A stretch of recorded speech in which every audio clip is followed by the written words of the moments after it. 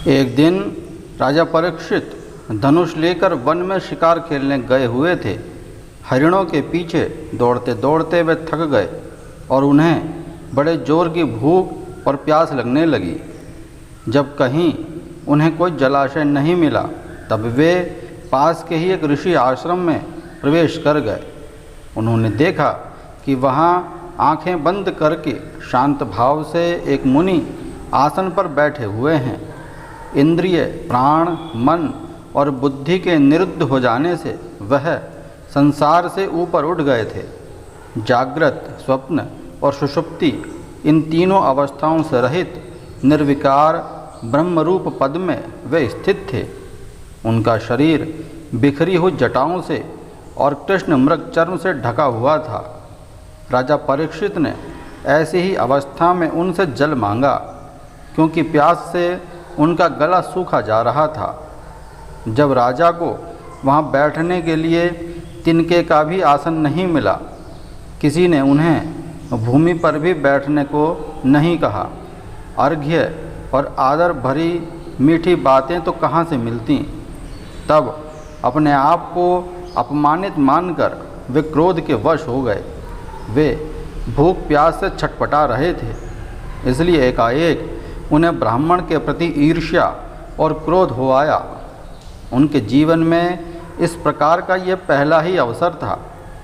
वहाँ से लौटते समय उन्होंने क्रोधवश धनुष की नोक से एक मरा हुआ सांप उठाकर ऋषि के गले में डाल दिया और अपनी राजधानी में चले आए। उनके मन में यह बात आई कि इन्होंने जो अपने नेत्र बंद कर रखे हैं, सो क्या वास्तव में इन्होंने अपनी सारी इंद्रिय वृत्तियों का दमन कर लिया है, अथवा इन राजाओं से हमारा क्या प्रयोजन है। यूँ सोचकर इन्होंने झूठ मूठ समाधि का ढोंग रच रखा है। उन महर्षि शमीक का पुत्र बड़ा तेजस्वी था। वह दूसरे ऋषि कुमारों के साथ पास में ही खेल रहा था। जब उस बालक ने सुना कि राजा ने मेरे पिता के साथ दुर्व्यवहार किया है, तब वह इस प्रकार कहने लगा, ये नरपति कहलाने वाले लोग उच्छिष्ट भोजी कौवों के समान संड मुसंड होकर कितना अन्याय करने लगे हैं। ब्राह्मणों के दास होकर भी ये दरवाजे पर पहरा देने वाले कुत्ते के समान अपने स्वामी का ही तिरस्कार करते हैं। ब्राह्मणों ने क्षत्रियों को अपना द्वारपाल बनाया है। उन्हें द्वार पर रहकर रक्षा करनी चाहिए। घर में घुसकर स्वामी के बर्तनों में खाने का उसे अधिकार नहीं है। भगवान श्री कृष्ण के परमधाम पधार जाने पर इन मर्यादा तोड़ने वालों को आज मैं दंड देता हूँ। अब मेरा तपोबल देखो। अपने साथी बालकों से इस प्रकार कहकर क्रोध से लाल लाल आँखों वाले उस ऋषि कुमार ने कौशिकी नदी के जल से आचमन करके अपने वाणी रूपी वज्र का प्रयोग किया। कुलांगार परीक्षित ने मेरे पिता का अपमान करके मर्यादा का उल्लंघन किया है, इसलिए मेरी प्रेरणा से आज के 7वें दिन उसे तक्षक सर्प डस लेगा। इसके बाद वह बालक अपने आश्रम पर आया और अपने पिता के गले में सांप पड़ा देखकर उसे बड़ा दुख हुआ और वह जोर जोर से रोने लगा। महर्षि शमीक ने अपने पुत्र का रोना सुनकर धीरे धीरे अपनी आंखें खोलीं और देखा कि उनके गले में एक मरा सांप पड़ा है। उसे फेंककर उन्होंने अपने पुत्र से पूछा, बेटा तुम क्यों रो रहे हो? किसने तुम्हारा अपराध किया है? उनके इस प्रकार पूछने पर बालक ने सारा वृत्तांत कह सुनाया। ब्रह्मर्षि शमीक ने राजा को दिए श्राप की बात सुनकर अपने पुत्र का अभिनंदन नहीं किया। उनकी दृष्टि में परीक्षित श्राप के योग्य नहीं थे। उन्होंने कहा, हे मूर्ख बालक, तूने बड़ा पाप किया है। खेद है कि उनकी थोड़ी सी गलती के लिए तूने उनको इतना बड़ा दंड दे दिया। तेरी बुद्धि अभी कच्ची है।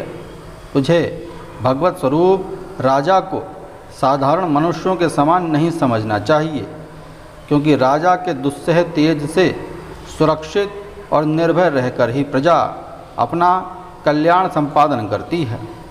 जिस समय राजा का रूप धारण करके भगवान पृथ्वी पर नहीं दिखाई देंगे, उस समय चोर बढ़ जाएंगे और आरक्षित भेड़ों के समान एक क्षण में ही लोगों का नाश हो जाएगा। राजा के नाश हो जाने पर धन आदि चुराने वाले चोर जो भी पाप करेंगे, उसके साथ हमारा कोई संबंध न होने पर भी वह पाप हम पर भी लागू होगा। परीक्षित तो बड़े ही यशस्वी और धर्म धुरंधर हैं। उन्होंने बहुत से अश्वमेध यज्ञ किए हैं और वे भगवान के परम प्यारे भक्त हैं। वे ही राजऋषि भूख प्यास से व्याकुल होकर हमारे आश्रम पर आए थे। वे श्राप के योग्य कदापि नहीं हैं। इस नासमझ बालक ने अपने निष्पाप सेवक राजा का अपराध किया है।